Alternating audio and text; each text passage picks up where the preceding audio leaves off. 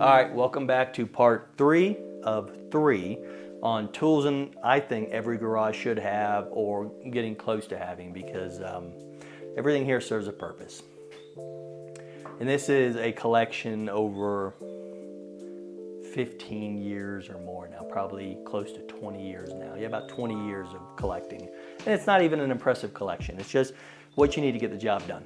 But we're now in the miscellaneous section, and we'll start with ramps. Okay, so ramps' best purpose is to put the front, sometimes rear wheels of your vehicle onto or raise them up some, just so you have more clearance to get under the vehicle. Now, if you have a car, ramps are basically, I mean, a necessity. If you have a truck, like a Tacoma, it gives you more room. I'm a bigger guy, so it helps to have more room to work with your arms and get your gut up under there, things like that. But ramps will get you, that's probably about 8 inches higher off the ground, which is a lot. That's a lot.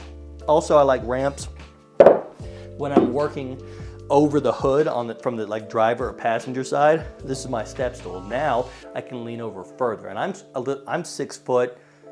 What am I, 6'9", 6'10"? Yeah, I'm 6 feet tall, so when I stand on this, I have more working room over my hood, over the wall, sorry, the side of my truck, which makes all the difference on spark plugs, PCV valve, serpentine, almost anything under the hood. Okay, gloves and rubber gloves. Basic mechanics gloves, cool, everyone knows what those are. Clearly they're pretty nasty, as they should be. And basic rubber nitrile gloves. Basically, this is preventing certain fluids from getting in contact with your skin, because some things in an engine or vehicle should not be on your skin, unless you like cancer. But yeah, so yeah, rubber nitrile gloves. Anyway, yeah, gloves. Now, I will say this, in a lot of my videos, you're seeing my bare hand, because nothing beats the dexterity of a bare hand when it comes to small parts. Gloves, I have some really tight form-fitting gloves, like surgeon's gloves, but when your hand is sweating inside that and it feels like your hand is swimming in a glove, like, oh no. I'd rather, I mean, I've got cuts and bruises on my cuts and scars on my hands that were worth it because I had the dexterity of my hand. Eye protection. All right. You only got 2 of them and you're not getting any new ones, so protect your eyes.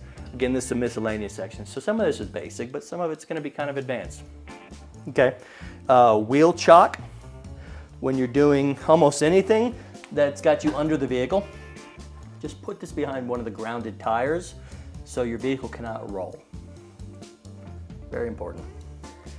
There's a reason the military chocks their wheels on vehicles all the time, because people, soldiers, airmen, Marines, sailors, please. Yeah, We don't do that. Yeah, they're getting runned over all the time because they just don't chock their wheels. I get to say that, I'm in the Army. Yeah. We run ourselves over all the time. All the time. All right. All the time. That's not a good joke. All right, anyway. Sorry, electrical box. Oh, yeah. Okay, so when it comes to doing electrical work, on a newer vehicle, there's not going to be that much to do. You can bring it closer. But I finally got around to organizing my stuff after I added like an accessory fuse box to my truck. Get out of here, honey. So I've got clearly wire strippers. I've got my continuity tester, or a test light you might call it. I've got addifuses, I've got wires. I've got larger 8-gauge wire and wire loom to protect my installations. I need to put zip ties in here, but I've got them in various places among my other kit. But having all your electrical stuff in one spot is going to save you a headache one day, I guarantee it. I'm glad I finally did it.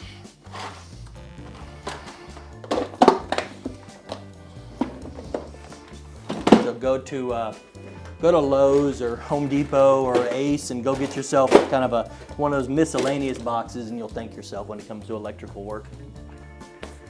Okay, penetrants, PB blaster, WD-40, namely PB blaster. When you just need to break a nut loose and you need to soak it beforehand, don't soak it and start cranking, soak it the day prior.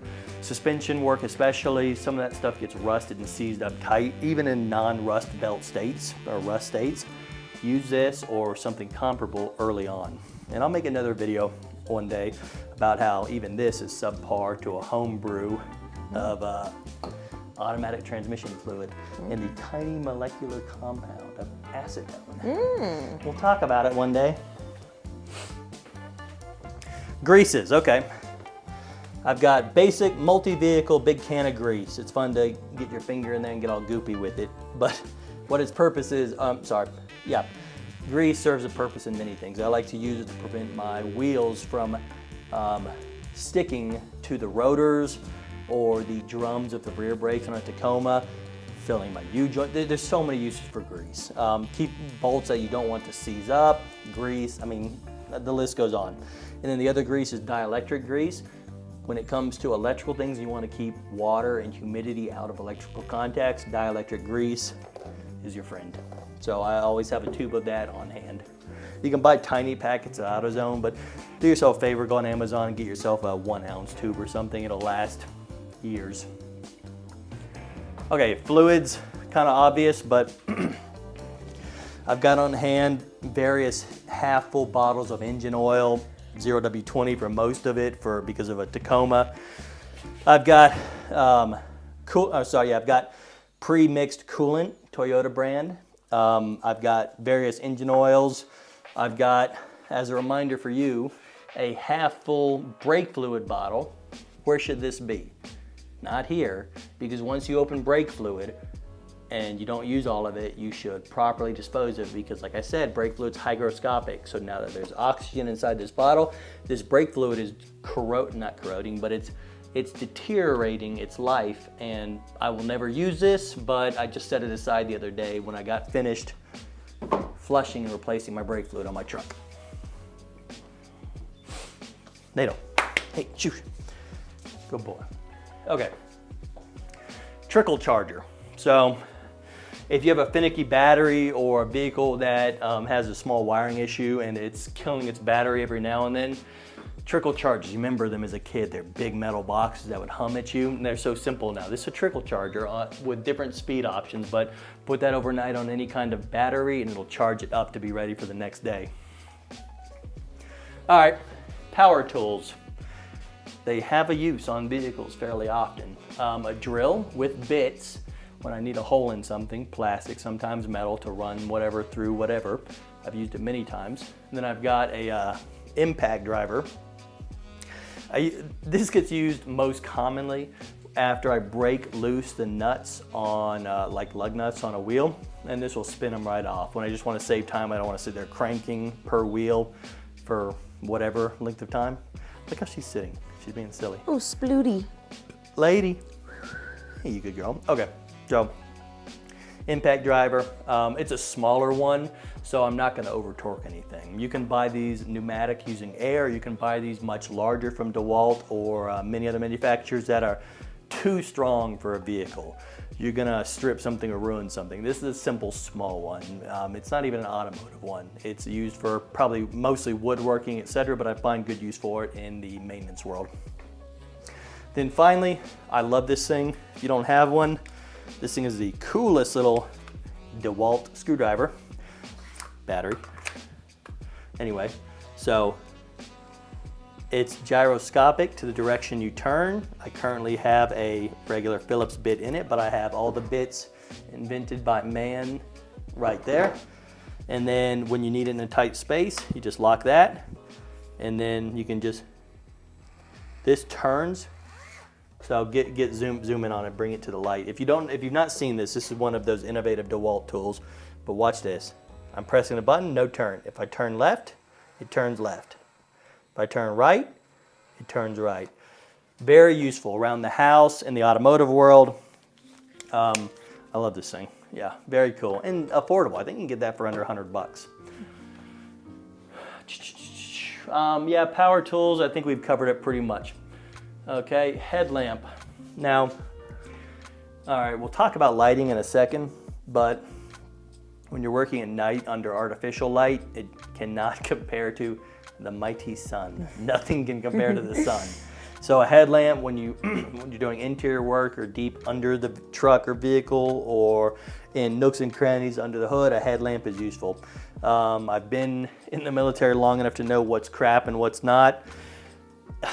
There's a lot of Petzl. Petzl's just worn on me. Petzl, the plastic's too brittle. If you want a good cheap headlamp, Princeton Tech is my favorite. This is, I believe, 2 AAAs. I think this was 20 bucks maybe, comes in different colors, but very useful. And Petzl, I think, is just overpriced. And there's way better ones. There's Surefires out there. My favorite headlamp ever was a Surefire that I used in Afghanistan and then lost it.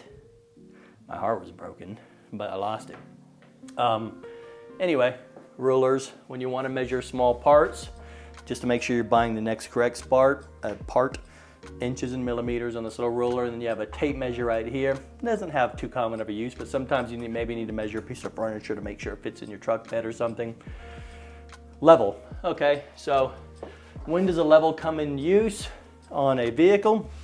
If you want to be 100% sure that your vehicle is level before changing a fluid that requires a level surface, here's your friend right here, and this one's magnetic.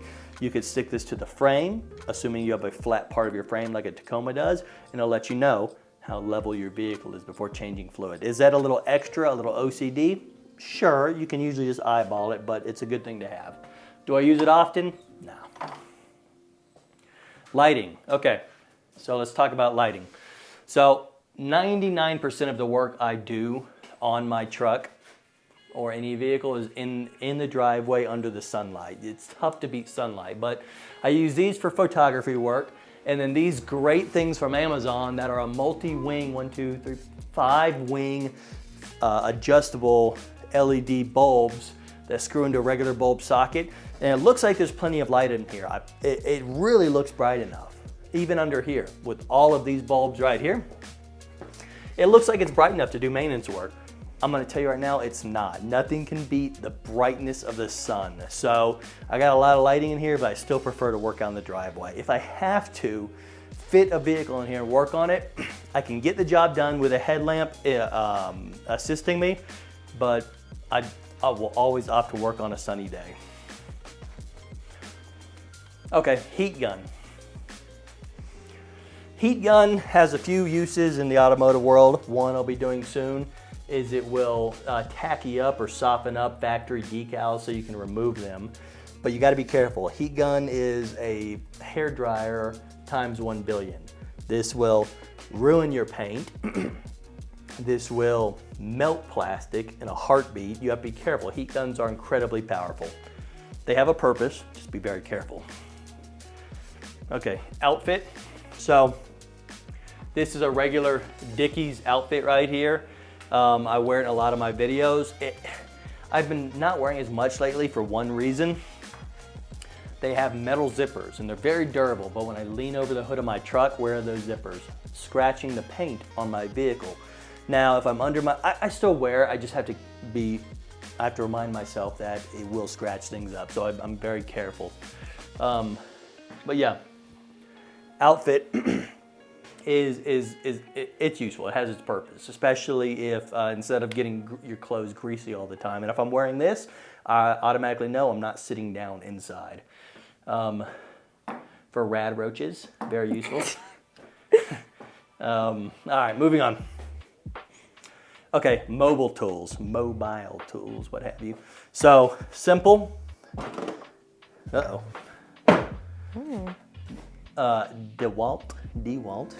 DeWalt tool set. If I am going on a long trip or a friend of mine needs help, I'm probably gonna bring this with me. This is just a basic, I forget how many piece set from DeWalt. It's got my hex Allen keys, it's got wrenches in standard and metric. It's got a 3/8 inch and 1/4 inch drive.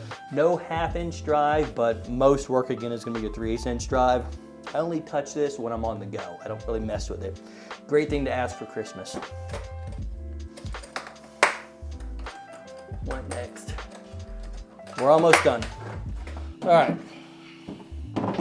So I keep a general purpose amount of, I keep washers and lock washers,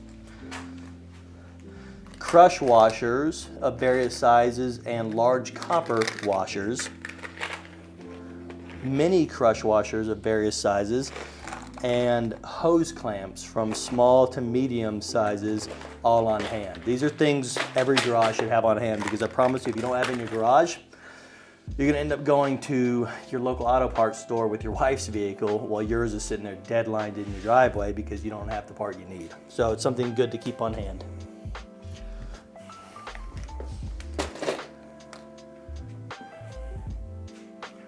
Okay, almost done. Music / motivation. Motivation. This is Not your wife, Tombstone. right.